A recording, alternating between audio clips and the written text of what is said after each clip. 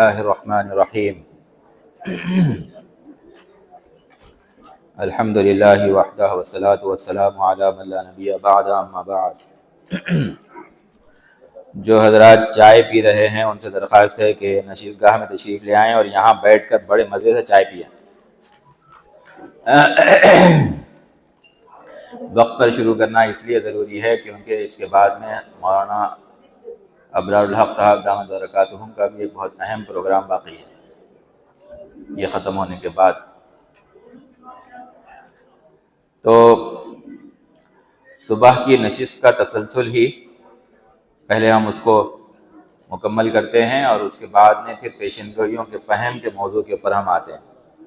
دونوں موضوعات کو ہمیں مکمل کرنا ہے۔ تو آپ کو یاد ہوگا کہ ہم نے بات کہاں سے شروع کی تھی؟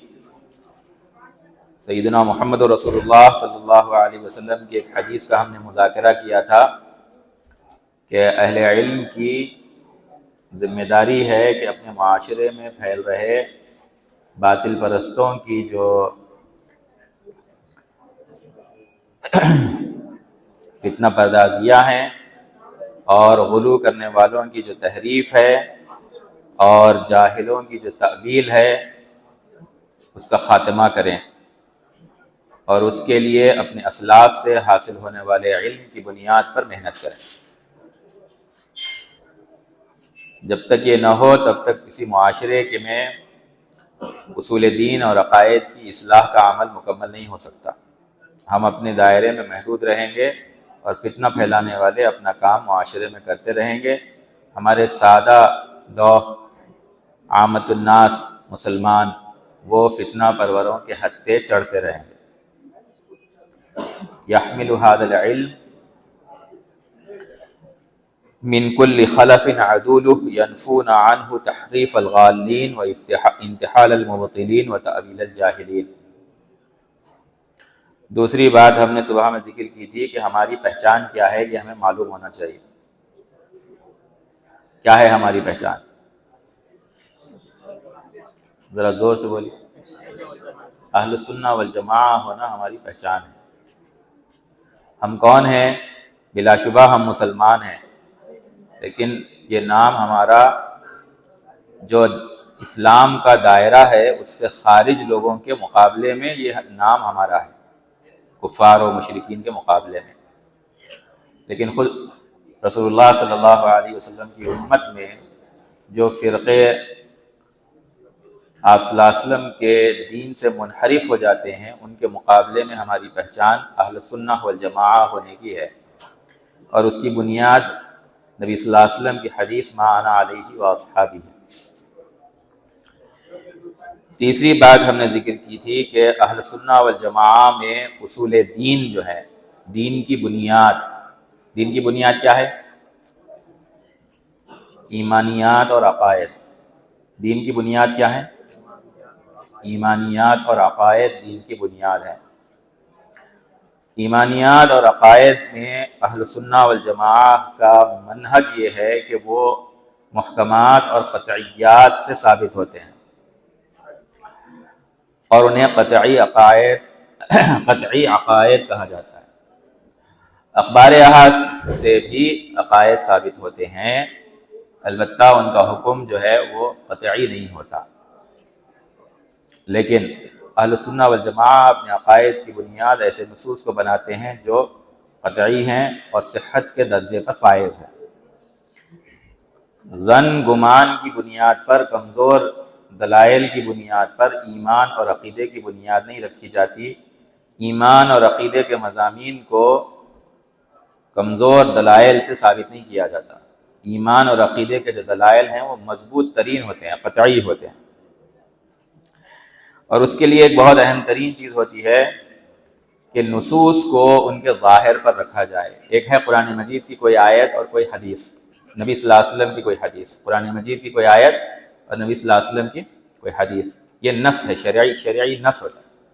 اب اس کے معنی کیا ہیں کہ صبح میں ذرا تھوڑا کھلا نہیں ہے، اس کو ابھی سمجھ جائیے۔ اس کو جیسے نص ہم کو نقلاً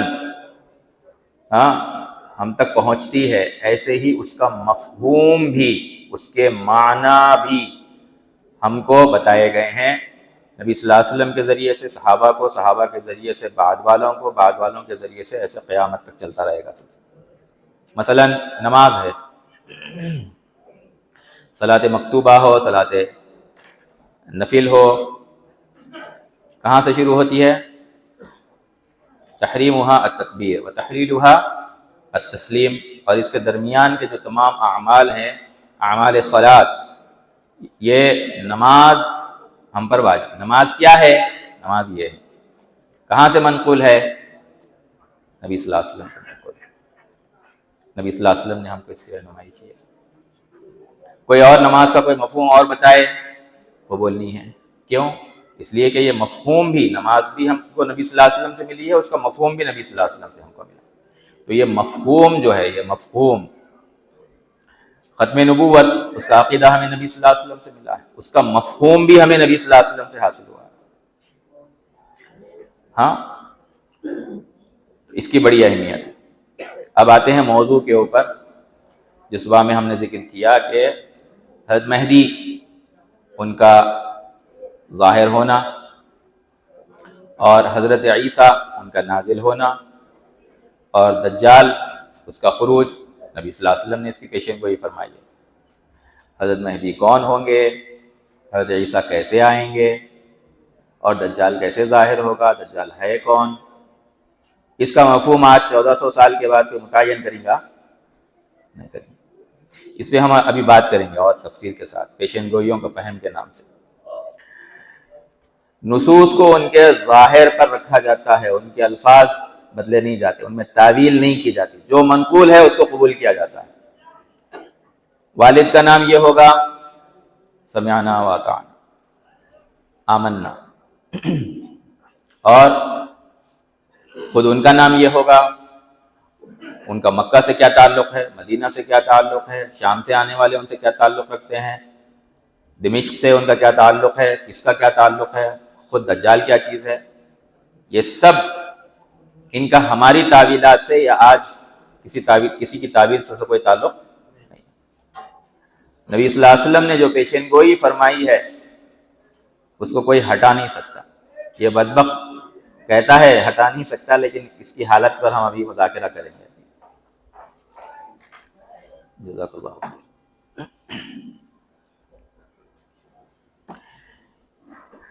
اس کے بعد ہم نے جس بات کو ذکر کیا تھا وہ یہ تھی کہ اہل سنہ والجماعہ نصوص میں تأویل سے گریز کرتے ہیں، نصوص میں حتی الامکان اس کو اس کے ظاہر پر رکھا جاتا ہے۔ اب یہ جو معاشرے کے اندر فتنہ پھیلا رہے ہیں، ان کو جو ہے نہ اصول الشاشی معلوم ہے، نہ نور الانوار معلوم ہے، نہ حسامی معلوم ہے، نہ توضیح تلوی معلوم ہے، اور بولے تو بول دیتے کہ ارے وہ بعد میں لکھی ہوئی کتابیں ہیں۔ ارے یہ کتابیں آئی کہاں سے، ان کے اصول حاصل کہاں سے ہوئے؟ قرآن و سنت سے حاصل ہوئے۔ امت ان کے اوپر متفق ہے۔ تو اصول میں ہے کہ کلام کو اس کے ظاہر پر رکھا جاتا ہے، الاصل فی الکلام، کلام کو اس کی حقیقت پر رکھا جاتا ہے، الاصل فی الکلام الحقیقت، حقیقت کے بارے میں ہمیں پڑھایا گیا ہے۔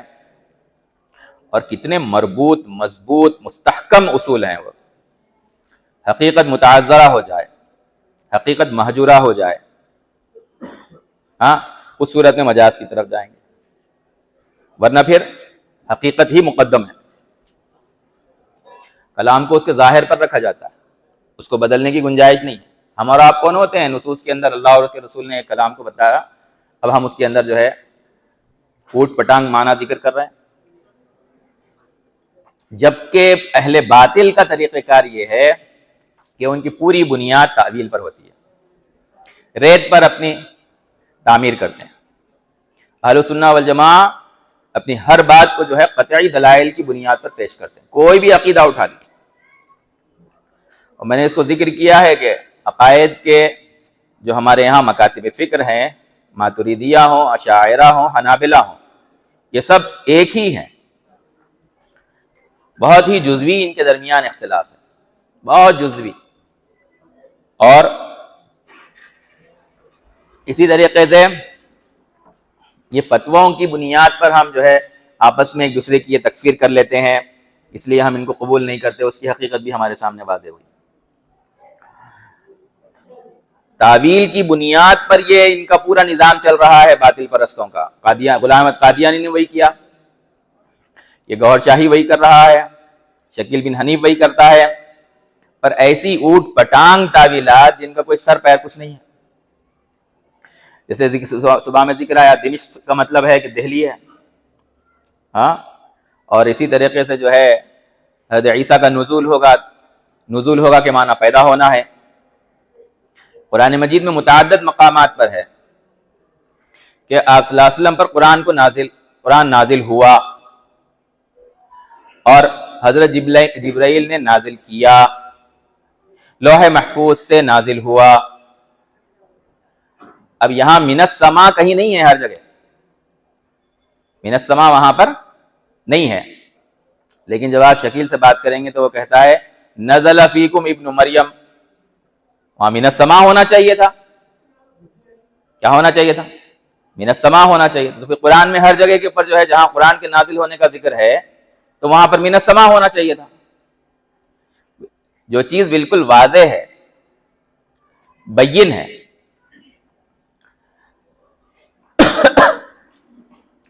اس کو جو ہے ذکر نہیں کیا جاتا، اس کو کہتے ہیں عربی زبان میں، منطق کی اصطلاح میں اسے کہتے ہیں تحصیل حاصل۔ جو چیز پہلے سے پتا ہے، بھائی حضرت عیسیٰ کو کہاں اٹھایا گیا، کہیں قرآن میں ہے کیا اس کا ذکر؟ قرآن میں کہیں اس کا ذکر ہے کیا؟ مائدہ میں کہیں ذکر ہے کیا حضرت عیسیٰ کو کہاں اٹھایا گیا؟ ایسے کیسے نہیں ہے؟ ما قتلوہ وما صلبوہ، پڑھیے، ولکن شبہ لہم،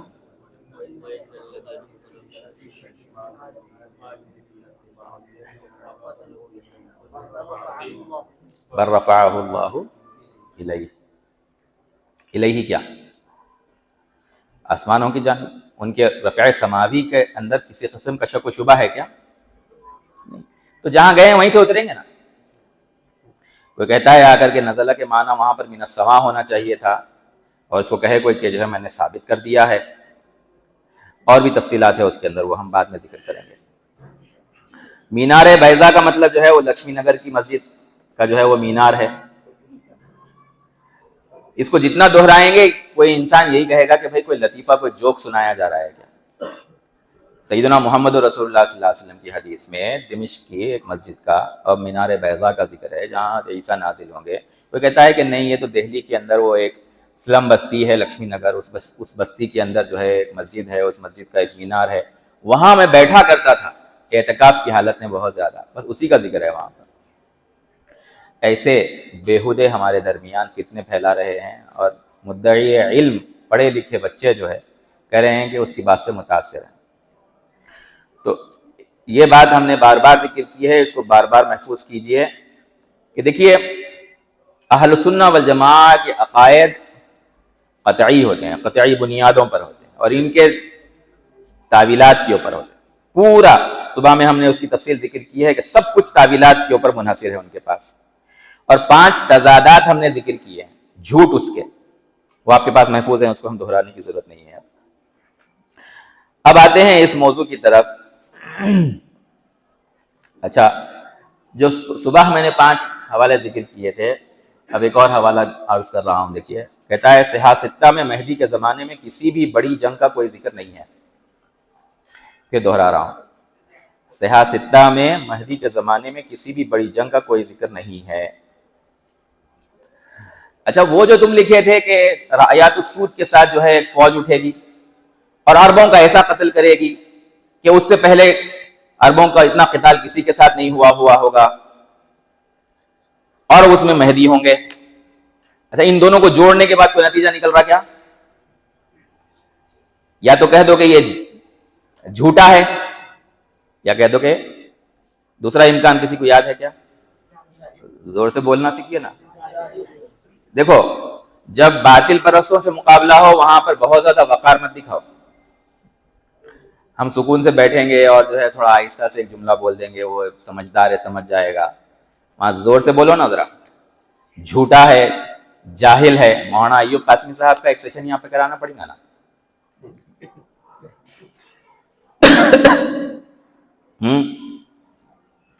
اچھا ایک اور لطیفہ ہے، اب اس کا موضوع وقت نہیں ہے، صرف میں حوالہ دے رہا ہوں۔ یہ کہہ رہا ہے کہ جو لوگ دجال کے خروج کے زمانے کی جگہوں میں مہدی کا نام فٹ کر دیتے ہیں، حالانکہ وہ رایات سود کا تعلق دجال کے معاملے سے کچھ نہیں ہے، جس کو اس نے خود ذکر کیا ہے، اور یہ ہے جو دونوں کو جوڑتا ہے کہ مہدی اور عیسیٰ ایک ہے۔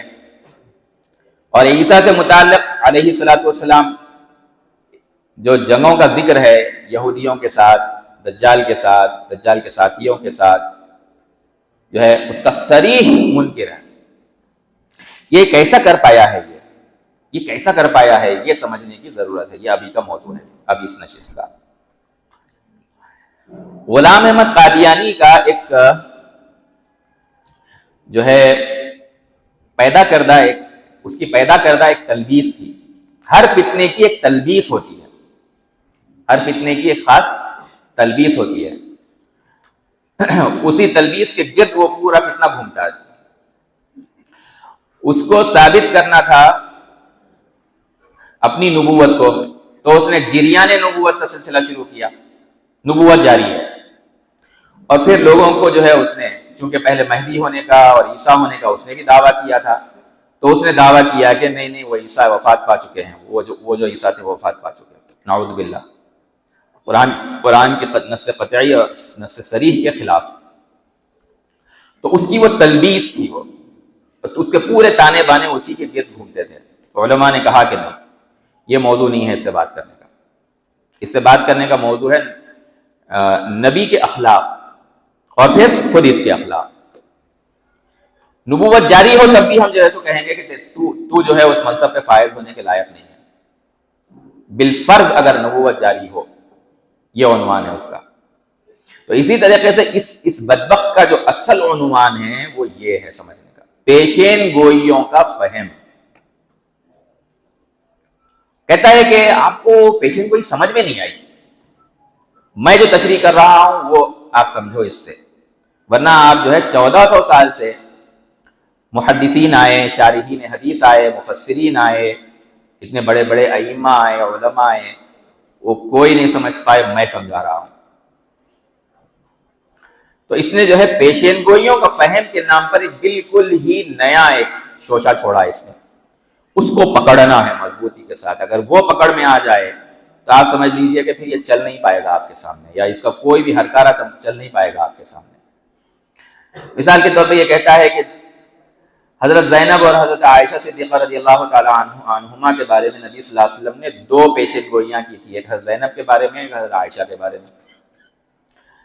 لیکن وہ پیشین گوئی جب ظاہر ہوئی تب سمجھ میں آئی کہ اس کا یہ مفہوم تھا۔ تو اب اس کی بنیاد پر، ان 2 مثالوں کی بنیاد پر وہ کہتا ہے کہ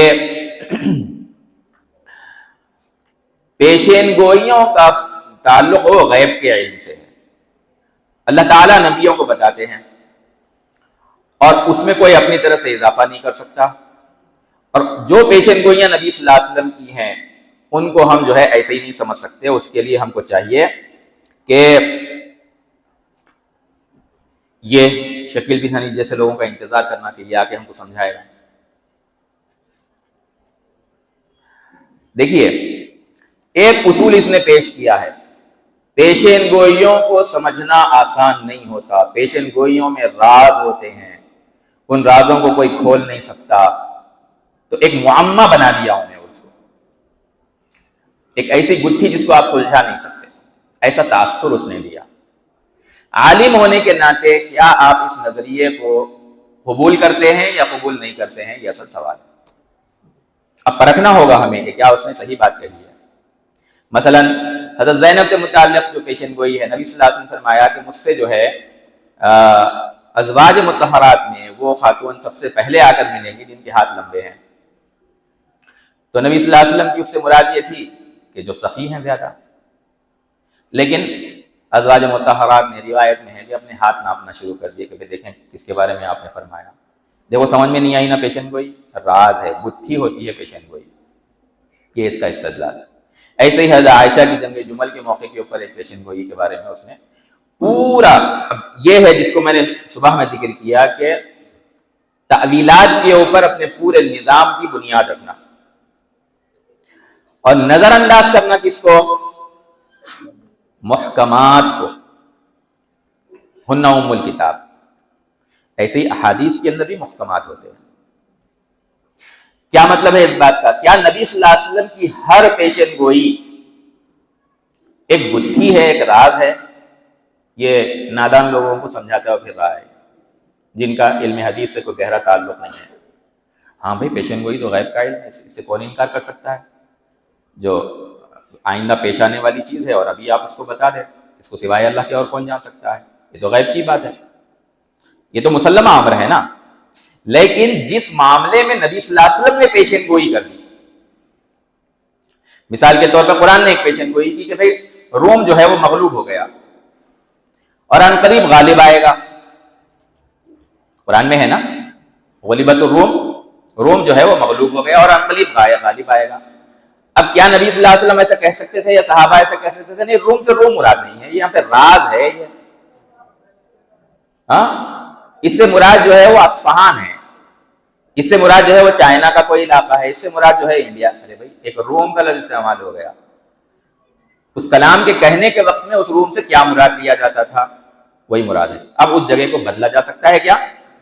ہرگز نہیں بدلا جا سکتا۔ کیوں؟ نبی صلی اللہ علیہ وسلم نے اس کو متعین بیان کیا ہے۔ الروم مسمى کوئی راز نہیں ہے۔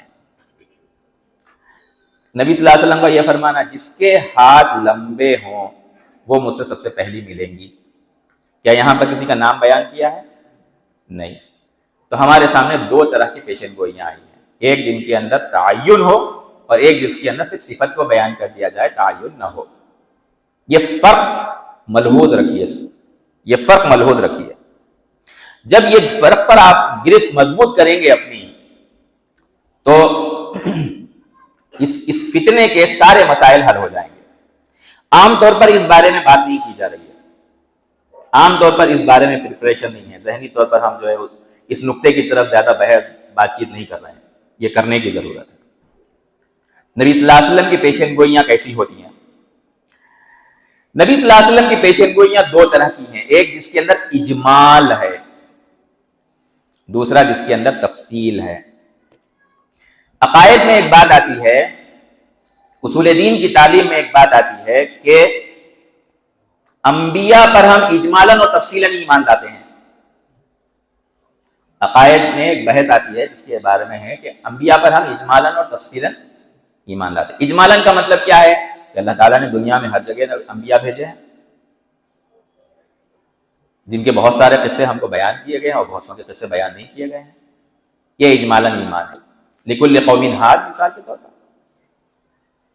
ہے نا۔ تفصیلاً ایمان کیا ہے؟ آدم نبی تھے، استفاء کا ذکر ہے قرآن مجید میں، نام سے ہم ایمان لائیں گے کہ ہاں آدم نبی تھے علیہ الصلوۃ والسلام۔ نوح نبی بھی تھے، رسول بھی تھے، قرآن نے کہا ہے۔ حضرت ابراہیم، حضرت ہود، حضرت صالح، یہ وہ نام ہے جو قرآن نے بیان کیے ہیں۔ تو اجمال اور تفصیل کا مفہوم سمجھ میں آ گیا نا بھی آسانی سے۔ اجمال بغیر نام کے جس کو بیان کیا گیا ہے، بہت سے اللہ تعالیٰ نے نبیاں بھیجے اور بہت سے ایسے ہیں جن کا نام لے کر بتایا، تو یہ جو نام لے کر بیان کیے گئے نا، میں ان پہ ایمان نہیں لاتا، بس میں ایک عمومی ایمان لے کے آتا ہوں کہ بھائی جو ہے اللہ تعالیٰ نے انبیاء بھیجے ہیں، کیا اس کا ایمان معتبر ہے؟ نہیں۔ جس کو اجمالاً بیان کیا ہے شریعت نے، اجمالاً ایمان لانا ہے، جس کو تفصیل سے بیان کیا ہے شریعت نے، اس کو تفصیل سے ایمان لانا ہے۔ نام بنام جو بیان کیا ہے، نام بنام ان پر ایمان لانا ہے، یہ اللہ کے انبیاء ہیں۔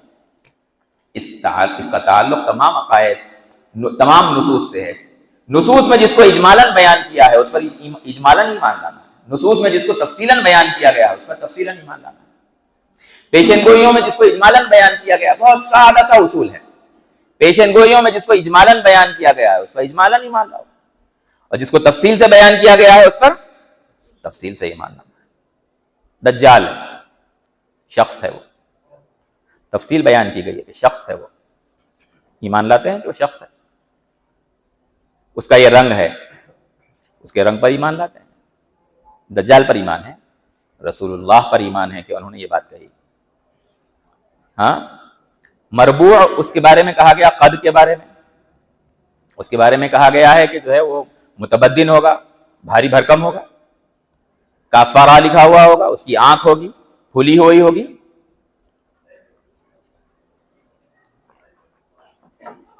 یہ ہے اجمال اور تفصیل کا مطلب. اب ایک بات بہت اچھی طرح سمجھ لیجیے آپ، یہ آپ کی اور ہماری ضرورت ہے، ہمارے ایمان کی حفاظت کے لیے اور ہمارے جیسے امت کے سادہ لوگ عامت الناس کے ایمان کی حفاظت کے لیے ہماری اور آپ کی ضرورت ہے. حضرت زینب یا کوئی اور جن کا ہاتھ لمبا ہو اور وہ نبی صلی اللہ علیہ وسلم سے، آپ صلی اللہ علیہ وسلم کے بعد ان کا وصال پہلے ہوگا ازواج میں، اس سے ہمارا عملی کیا تعلق ہے؟ کوئی تعلق ہے ہمارا اس سے عملی؟ کوئی تعلق نہیں. ہاں ہم مانتے ہیں کہ جب وہ نبی صلی اللہ علیہ وسلم نے بیان کیا ہے تو یہ واقعہ پیش آئے گا، لیکن قیامت کے قرب میں بہت ساری نشانیوں کی پیشن گوئی سیدنا محمد رسول اللہ صلی اللہ علیہ وسلم نے ایسی کی ہے جس سے آپ کا اور ہمارا عملی تعلق ہے. مثلا اگر آج رایات السود ظاہر ہو جائیں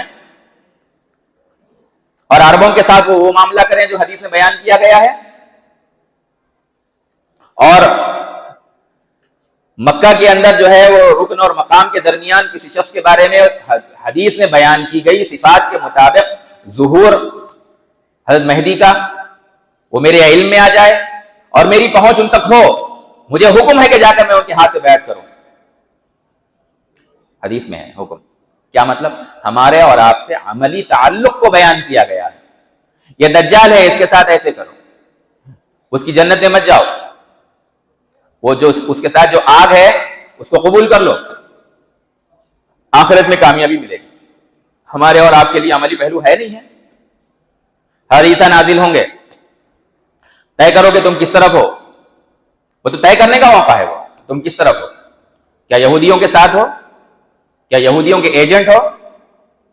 مدینہ جیسا شہر سے منافقین پیچھا چھوڑا کے مومنین سے، حتیٰ کہ عورتوں کا ذکر آیا ہے کہ وہ جا کر اس کے لشکر میں ملیں گی. ہمارے اور آپ کے لیے عملی حکم ہے اس میں نہیں ہے. یہ ہے، یہ سمجھنے کی چیز. یہ حضرت زینب اور حضرت عائشہ سے متعلق اجمالی پیشن گوئیاں نہیں ہیں، یہ مہدی دجال سے متعلق، نزول عیسیٰ سے متعلق نبی صلی اللہ علیہ وسلم کی پیشن گوئیاں ہمارے لیے عملی پہلو کو ظاہر کرتی ہیں. اس عملی پہلو کو سامنے رکھتے ہوئے اچھی طرح ذہن نشین کر لیجئے کہ سیدنا محمد رسول اللہ صلی اللہ علیہ وسلم نے کوئی کوئز ہمارے سامنے نہیں رکھی ہے، جواب دو گے تو تمہیں اتنا انعام ملے گا. وہ نبی ہیں، وہ رسول ہیں، ان سے زیادہ امت پر کوئی شفیق نہیں گزرا اور نہ گزرے گا. ہمارے اوپر شفقت کے طور پر آپ صلی اللہ علیہ وسلم نے ایک ایک صفت کو واضح کر دیا. دیکھو مہدی آئیں گے، ان کا نام یہ ہوگا، ان کے والد کا نام یہ ہوگا. دیکھو مہدی آئیں گے تو وہ فاطمہ میں سے ہوں گے، من عطرتی. دیکھو وہ آئیں گے تو عرب کے مالک بن جائیں گے. دیکھو وہ آئیں گے تو رایات سود کے ساتھ ظاہر ہوں گے. دیکھو ایسا ایسا واقعہ پیش آئے گا. تم ایسے دیکھو تو برف پر گھسٹتے ہوئے بھی جا کر ان کے ہاتھ پہ بیعت کرو. دیکھو یہ تفصیلات تمہیں بتائی جا رہی ہیں، ان کو پرکھو، ان کو جانچو، اس معیار پر مہدی کو تلاش کرو. حدیث میں کوئی اگر آ کر کہتا ہے کہ نہیں یہ سب راز ہیں، گتھیاں ہیں جن کو آپ سلجھا نہیں سکتے، پورا تصور کہ نبی صلی اللہ علیہ وسلم نے شفقت کی بنیاد پر ہمیں یہ ساری تفصیل بتائی ہے، سب ختم ہو جاتا ہے. کیا یہ نبی صلی اللہ علیہ وسلم کی شان میں گستاخی کر رہا ہے، کھلواڑ کر رہا ہے، یا آپ صلی اللہ علیہ وسلم کی شان کی عظمت بیان کر رہا ہے؟ یہ نظریہ پیش کر کے کہ نبی صلی اللہ علیہ وسلم کی پیشن گوئیاں علی الاطلاق مبہم ہوتی ہیں، ان کو کھولنا پڑتا ہے، ان میں راز ہوتے ہیں، یہ کھلواڑ ہے پیشن گوئیوں کے ساتھ.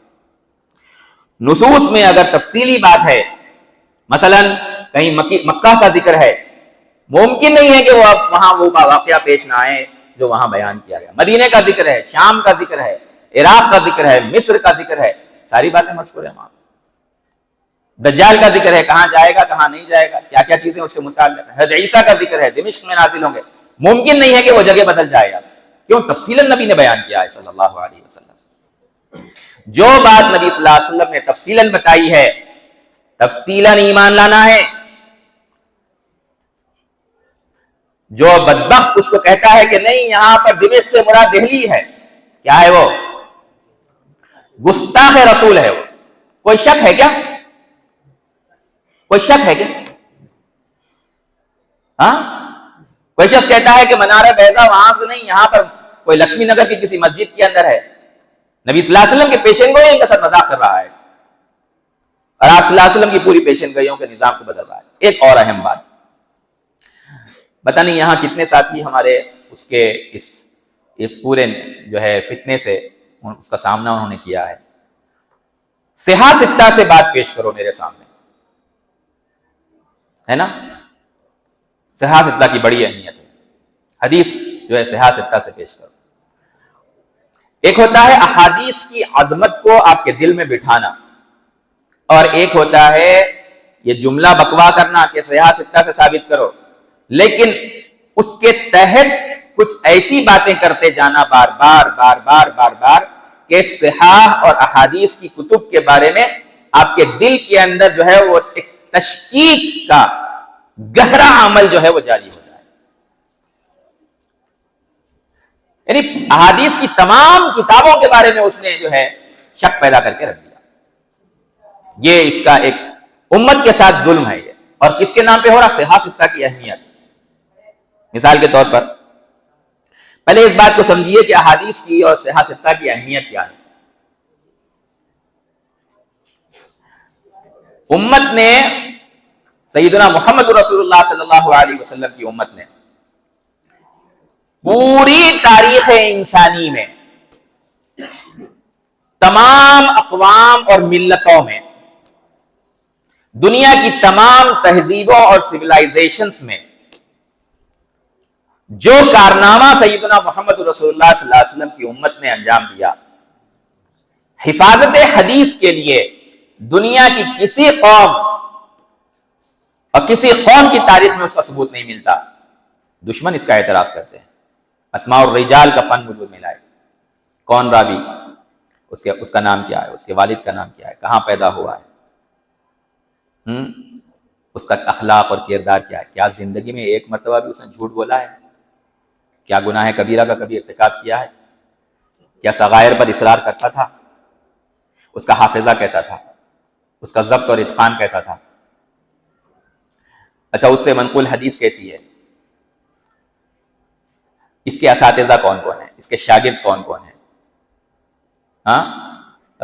روی عنہ، روا عن، یہ اصطلاح ہے. مثلا عبداللہ ابن مسعود رضی اللہ تعالیٰ عنہ کے کون کون شاگرد ہیں، کون کون شاگرد ہیں، ان شاگردوں کے کون شاگرد ہیں، اور انہوں نے اور دیگر اور کن کن اساتذہ سے حدیث حاصل کی ہے. حدیث کون سی ہوتی ہے؟ جس کی سند متصل ہو. اگر سند متصل نہیں ہو تو کیا ہوگا؟ متصل السند ایک حدیث ہے، نبی صلی اللہ علیہ وسلم سے منقول ہے، مرفوع ہے، صحابی پہ جا کے رک گئی، موقوف ہے، راوی کوئی حدیث بیچ میں سے ہٹ گیا، مقطوع ہے، صحابی کو ہٹا دیا، تابعی نے قال رسول اللہ کہا، مرسل ہے، کسی روایت کے اندر راوی نے کچھ داخل کر دیا، مدرج ہے، کس نے کیا داخل کیا پتہ نہیں ہے، مسترب ہے. ایک ایک پہلو کو واضح کر دیا. دنیا دنگ ہے. مستشرقین جو خاص علماء ہیں، اسلامی علوم کو حاصل کیا، یہود و نصارہ نے دنگ ہیں، یہ کیسا علم ان لوگوں نے جو ہے وجود بخشا. 5 لاکھ راویوں اور علم حدیث کے ماہرین کو اس نے محفوظ کر دیا.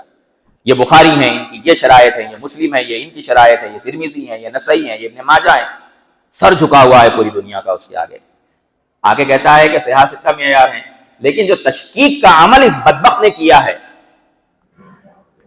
کہتا ہے صحاح ستہ معیار ہیں. کوئی بات بولنا ہے بخاری مسلم سے بولو، ترمذی نسائی سے بولو، ابن ماجہ سے بولو. مسلم میں فلاں حدیث ہے، نہیں بخاری میں کیوں نہیں ہے؟ ارے تو نے کہا تھا نا صحاح ستہ میں ہونا، تو اس کا مطلب تو صحاح ستہ نہیں مانتا نا. حضرت عیسیٰ جو ہے باب لط کے اوپر دجال کو قتل کریں گے، صحیح مسلم میں ہے، بخاری میں کیوں نہیں ہے؟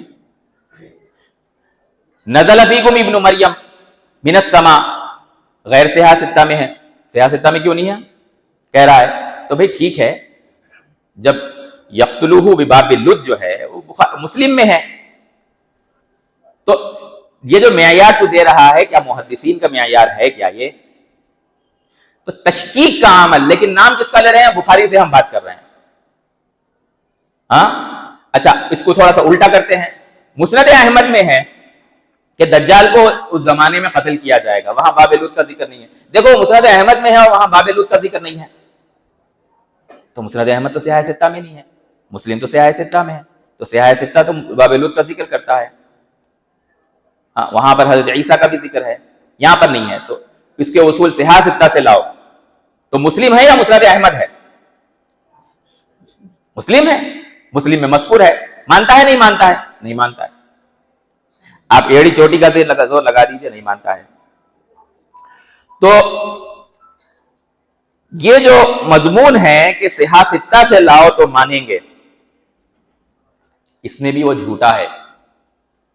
اسے صاف سوال کرنا ہے. ایک نقطہ یہ بھی چاہے تو نوٹ کر لیجئے آپ حضرات، کہ حضرت عیسیٰ جو ہے وہ دجال کو باب لط پر قتل کریں گے.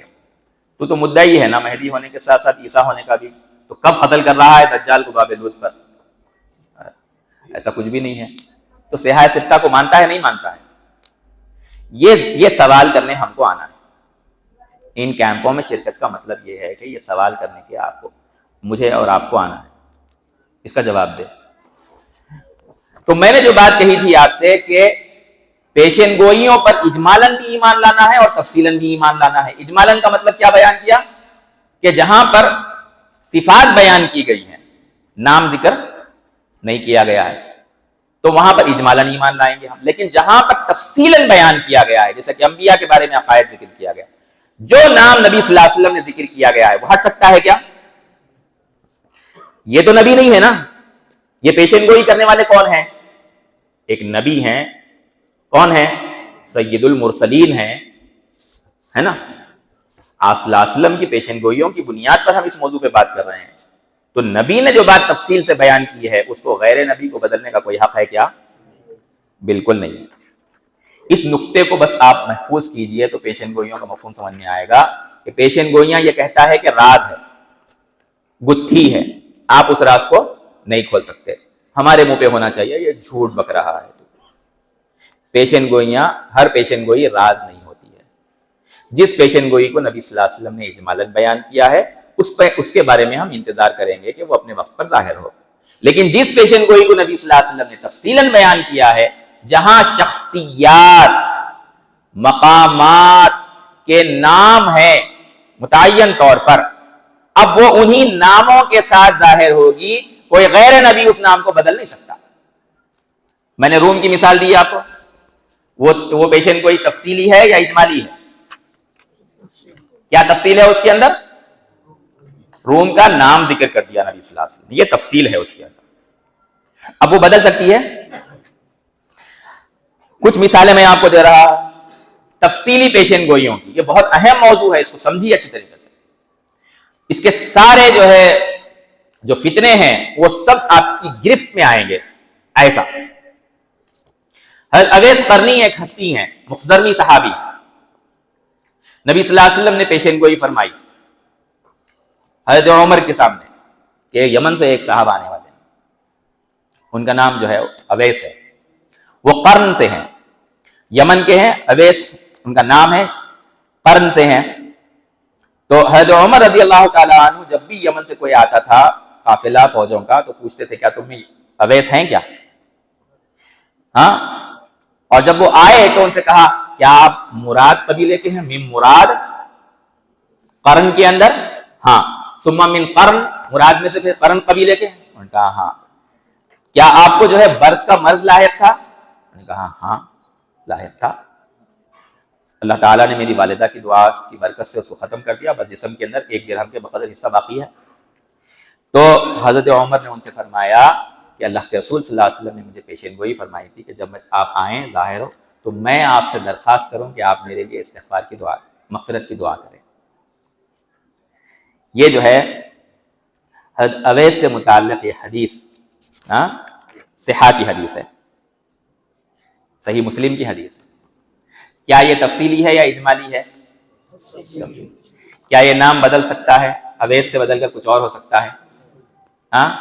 قرن اور مراد سے بدل سکتا ہے؟ یمن کے بجائے ہند سے کوئی شخص آ جائے تو حضرت عمر جو ہے بولیں گے کہ نہیں میں تم سے استغفار کراؤں؟ اس لیے سوال کر رہے ہیں تاکہ یہ بات سمجھ میں آ جائے۔ اچھا کسرا کسے کہتے ہیں، قیصر کسے کہتے ہیں، ہمیں پتا ہے کیا؟ کسرا ابن ہرمز، قیصر عظیم الروم۔ کسرا ایران کا سیسنیٹ امپائر کا بادشاہ اور قیصر روم کا بادشاہ، اس میں کوئی شک ہے کیا؟ نہیں ہے۔ نبی صلی اللہ علیہ وسلم نے فرمایا اذا ہلک کسرا فلا کسرا بعدہ۔ کیا یہ پیشن گوئی تفصیلی ہے اجمالی ہے؟ تفصیلی پیشن گوئی ہے۔ کیا تفصیل ہے اس کے اندر؟ ایک نام مذکور ہے اس کے اندر، کیا یہ نام ہٹ سکتا ہے؟ نہیں ہٹ سکتا ہے۔ وَإِذَا هَلَكَ قَيْصَرٌ فَلَا قَيْصَرَ بَعْدَهُ، اور جب قیصر ہلاک ہو جائے تو پھر اس کے بعد میں قیصر بھی نہیں ہے۔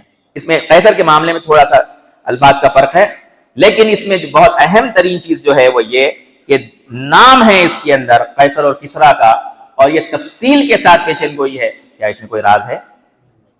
پیشن گوئیوں کے اندر کیا ہوتے ہیں؟ راز ہوتے ہیں۔ یہ ہے بدبخت جو بے وقوف بنا رہا ہے، جو دین کے علم سے بے بہرا ہے، ان کو کچھ پتا وتا ہے نہیں، چاہے وہ آئی ٹی فیلڈ کے کتنے ہی ایکسپرٹ ہوں، چاہے ایجوکیشنسٹ ہوں، چاہے سائنٹسٹ ہوں، چاہے انجینئر ہوں، کچھ بھی پڑھ رکھا ہو، لیکن یہ اجمال اور تفصیل کا کیا فرق ہے پیغمبر کی پیشن گوئیوں میں؟ قرآن کے اندر اجمال اور تفصیل کا کیا موقف ہے؟ اصول دین میں اس کی کیا تعلیم دی گئی ہے کہ اجمال پر کیسے ایمان لانا ہے، تفصیل پر کیسے ایمان لانا ہے؟ کچھ پتہ نہیں ہے۔ یہ بہت ہی تفصیلی احادیث ہیں۔ میں اس کے اندر ایک موقع پر حضرت عدی بن حاتم سے نبی صلی اللہ علیہ وسلم نے فرمایا کہ قیصر اور کسرا کے خزانے تم لوگ جو ہے وہ فتح کرو گے۔ عدی بن حاتم یہ ایک زمانے میں جو ہے وہ نصرانی تھے، اور ان کے دل پر بڑی دھاگ تھی زمانے جاہلیت میں، جبکہ مومن نہیں تھے، قیصر اور ان کی بادشاہت یا کسرا اور ان کی بادشاہت کی۔ یہ عرب کے بدو، جن کے پاس کوئی مفوج نہیں ہے، جن کے پاس کوئی سینٹرلائزڈ گورنمنٹ نہیں ہے۔ ابھی تو یہ جمعہ 8 دن ہوئے ہیں ان کو آرگنائز ہو کر، یہ قیصر اور کسرا کو جو ہے فتح کریں گے ان کے خزانے بیت ابیض سے۔ انہوں نے حیرت کا اظہار کیا، کیا کہہ رہے ہیں آپ؟ کسرا ابن ہرمز؟ آپ نے فرمایا ہاں کسرا ابن ہرمز۔ تو حضرت عدی کہتے ہیں کہ اور نبی صلی اللہ علیہ وسلم نے مزید تفصیلات بیان کی، حیرہ مقام کا ذکر کیا، بیت ابیض کا ذکر کیا۔ یہ وائٹ ہاؤس بہت پرانا نظریہ اور تصور ہے، اور بھی مضامین ہیں جن پہ بات ہونی چاہیے، لیکن بہرحال وقت کی تو پابندی کرنی پڑتی ہے، اس لیے وائٹ ہاؤس کے بارے میں بھی جاتا نہیں۔ یہ وائٹ ہاؤس ابھی کا نہیں ہے، پرانے زمانے سے چلا رہا ہے۔ حیدرآباد میں بھی ایک وائٹ ہاؤس ہے۔ یہ بادشاہ ہمیشہ اپنا جو مسکن بناتے ہیں اس کو البیت الابیض ہی ہوتا ہے، اس پہ پھر کبھی بات کریں گے۔ تو نبی صلی اللہ علیہ وسلم نے فرمایا کہ ایک عورت حیرہ مقام سے نکلے گی اور کعبے کا ارادہ کرے گی، اور بغیر کسی خوف کے آ کر یہاں عبادت انجام دے کر مناسک ادا کر کے واپس چلی جائے گی، اور کوئی اس کو جو ہے نقصان پہنچانے والا نہیں ہوگا۔ حدادی کے لیے یہ انتہائی حیرتناک بات تھی۔ ہمارے ہائی ویز جو ہیں یہ سیف ہے نہیں سیف ہے؟ پولیس ہے، گورنمنٹ ہے، عدالتیں ہیں، کچھ ہو جائے تو جو ہے ڈکیتی وغیرہ ہو جائے تو کیس بک ہو جاتا ہے۔ جائیے 1400 سال پہلے جہاں قبیلے اپنے اطراف کے جو ہے گزرنے والے قافلوں کو لوٹ لیا کرتے تھے، ایک عورت کو تو چھوڑ دیجیے آپ، پورا قافلہ لوٹ لیا جاتا تھا، جو ہے مرد غلام بنا لیے جاتے تھے، عورتیں بانیاں بنا لی جاتی تھی، بچوں کو لے جا کے کسی بازار میں بیچ دیا جاتا تھا۔ آپ صلی اللہ علیہ وسلم پیشن گوئی فرما رہے ہیں کہ یہ اسلام کی برکت ہے کہ حیرہ مقام سے عراق اور ایران کے آس پاس کا علاقے کو جو ہے ایک حصہ ہے، وہاں سے ایک عورت آئے گی تنہا اور جو ہے مناسک ادا کر کے جائے گی، لیکن اس کو کوئی خوف اور خطرہ نہیں ہوگا۔ حضرت عدی کو حیرت ہو رہی ہے۔ یہ پیشن گوئی تفصیلی ہے اجمالی ہے؟ کیا تفصیل ہے اس میں؟ اب ایک ہے مثال کے طور پر ثقیف کا ایک کذاب اور ایک ظالم مبیر، ثقیف کا قبیلہ ثقیف کا ایک کذاب اور ایک مبیر، یہ نام ہے یا صفت ہے؟ صفت ہے۔ یہ کذاب ایک جھوٹا شخص، مبیر ایک ظالم شخص، یہ ظاہر ہونے والے ہیں۔ تو حضرت اسما کے دور میں جبکہ حضرت عبداللہ ابن زبیر کی شہادت ہو چکی تھی، حجاج ابن یوسف آیا اور اس نے کہا کہ اسما کو لاؤ میرے سامنے۔ اسما کون ہے؟ ابو بکر کی بڑی بیٹی رضی اللہ تعالی عنہما، ہجرت کے موقع پر نبی صلی اللہ علیہ وسلم کا توشہ باندھ کر دینے والی، ذات النطاقتین۔ وہ کہتا ہے کہ لاؤ، انہوں نے کہا کہ اسے کہو کہ وہ خود آئے اگر آنا ہے. حجاج جیسے ظالم حکمران کو، اور جو بات چیت ہو رہی ہے تو انہوں نے کہا کہ ہم نے ثقیف کے ایک کذاب کو تو دیکھ لیا ہے اور مبیر کے بارے میں خیال ہے کہ وہ تو ہے. اب یہ ہے جس کے اندر جو ہے اجمال ہے، یہ نام کے ساتھ متعین نہیں ہے. نام ہے اس کے اندر بھی، ثقیف کا نام ہے، لیکن کذاب اور مبیر کا نام نہیں ہے اس کے اندر. ہم یہ کہہ سکتے ہیں کہ جب یہ ظاہر ہوگی تب پتہ چلے گا کہ اس سے کیا مراد ہے. لیکن جہاں نام مذکور ہے، قیصر و کسریٰ نام مذکور ہے نا. آج صبح مفتی صاحب نے ایک حدیث سنائی، عرض حجاز کی آگ، ایک آگ جو ہے حجاز میں ظاہر ہوگی، بصرہ کے مقام پر اونٹ ان کی گردن جو ہے اس آگ سے روشن ہوگی. بھائی ہزاروں کلومیٹر کا فاصلہ ہے، سینکڑوں تو کم از کم ہے. بصرہ جو ہے، بصرہ تو نہیں ہے نا، بصرہ ہے. عربی کے اندر دو نام آتے ہیں، ایک بصرہ اور ایک بصرہ. دمشق سے باہر عربوں کی منڈیاں لگتی تھیں. یہاں پر دمشق سے باہر عربوں کی منڈیاں لگتی تھیں. نبی صلی اللہ علیہ وسلم حضرت خدیجہ کا جو ہے مال لے کر گئے تھے، یاد ہوگا آپ کو سیرت کے اندر، اور وہاں پر مال بیچ کر آئے ہیں. حضرت عمر جاتے تھے، قریش جاتے تھے. ایک شام کا سفر ہوتا تھا، ایک یمن کا. تو شام کا جو سفر ہے وہ بصرہ مقام تک جاتے تھے یہ لوگ. کیا بیان کیا گیا ہے اس کے اندر؟ ایک بہت بڑا جو ہے کیا کہتے ہیں اسے، جو آگ نکلتی ہے زمین سے، لاوا، عرض حجاز میں نکلے گا تو اس کا اثر وہاں تک دکھائی دے گا. قدیم زمانہ ہے جب روشنی جو ہے بہت تیزی کے ساتھ سفر کرتی تھی، دکھائی بھی دیتی تھی. پولیوشن وغیرہ کچھ نہیں تھا، ریگستانی علاقے ہیں. اب دیکھیے کیا یہ تفصیلی ہے یا اجمالی ہے؟ بھائی تفصیلی ہے یار، اجمالی کہاں سے ہوگا؟ حجاز کسے کہتے ہیں؟ حجاز کسے کہتے ہیں؟ عرب کا ایک وہ علاقہ جس کے اسی صوبے کے اندر مدینہ بھی ہے، اسی کے اندر مکہ بھی ہے. نبی صلی اللہ علیہ وسلم اپنی پوری زندگی جس علاقے کے اندر، یہ شام وغیرہ کے علاقے کو چھوڑ کر جو گزرے ہیں، یہ سب حجاز ہے. ہم جب سیرت پڑھتے ہیں رحمت عالم، حجاز کا صوبہ سے شروع ہو رہی ہے بات. یاد ہے نا کتاب چھوٹی سی رحمت عالم، صوبہ حجاز، تو ارض حجاز. تو ارض حجاز کی حد تک یہ حدیث کیا ہے؟ تفصیلی ہے، اجمالی نہیں ہے. یہ کسی ہند کے اندر، چین کے اندر یا کسی اور جگہ کے اوپر یہ لاوا نکلنے کا ذکر نہیں ہو رہا ہے. اس کو سمجھیے آپ. مختصر بات یہ ہے کہ اجمالی اگر کوئی حدیث ہے تو ہم کہیں گے کہ ہاں انتظار کرو، اس میں صفت بیان کی گئی ہے صرف. اور تفصیلی ہے، آج ایمان لاتے ہیں ایسے ہی پیش آئے گا. حدیث میں ہے کہ مکہ، مدینے سے نکل کر وہ مکہ جائیں گے، اور مکہ کے اندر لوگ ان کو جو ہے اب ان کے مسکن سے باہر آنے کے لیے درخواست کر کے کہیں گے کہ نہیں ہم تو آپ سے بیعت کریں گے ہی کریں گے. حرم میں ان کو درخواست کر کے بلایا جائے گا، رکن اور مقام کے درمیان ان کی بیعت ہوگی، اور پھر شام کے ابدال آ کر ان کے پاس بیعت کریں گے. تفصیلی ہے اجمالی ہے؟ اتنی تفصیلی نہیں ہے، ہر جزیہ تفصیلی ہے. اور ہم اس پر تفصیلی ایمان لاتے ہیں کہ ایسے ہی پیش آئے گا.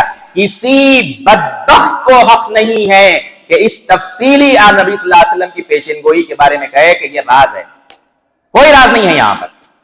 دمشق کا ذکر ہے، تفصیلی ہے، وہ دہلی کبھی نہیں ہو سکتا. یہ سمجھنے کی ضرورت ہے. عرب کا حاکم بنیں گے. عرب کیا ہے؟ بڑے گاؤں،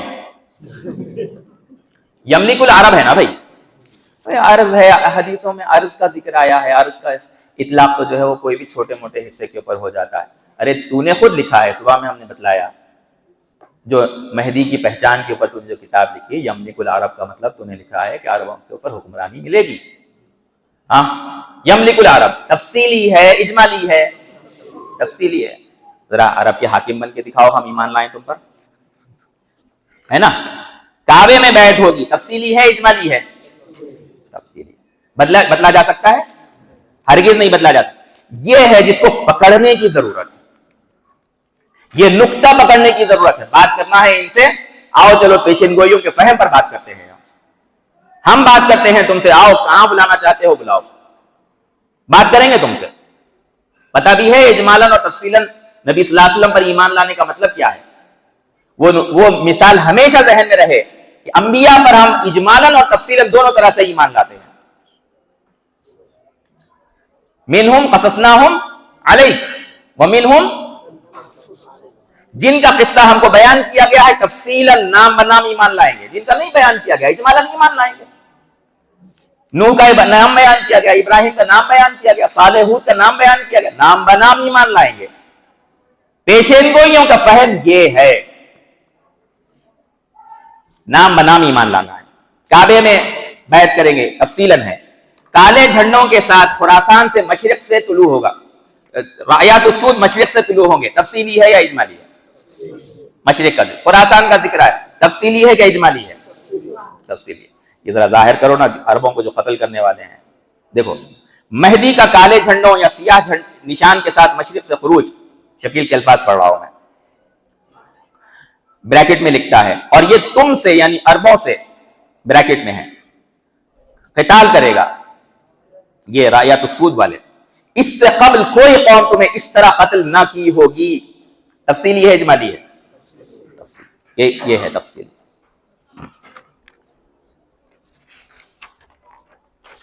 وقت ہو گیا ہے ہمارا. اقول قولی ھذا استغفر اللہ لی ولکم ولسائر المسلمین والمسلمات فاستغفروہ انہ ھو الغفور الرحیم.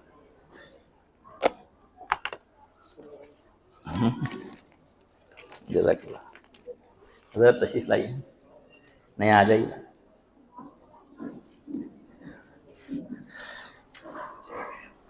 ساتھیوں کا مطالبہ ہو رہا ہے کہ وہ کاپی کی ضرورت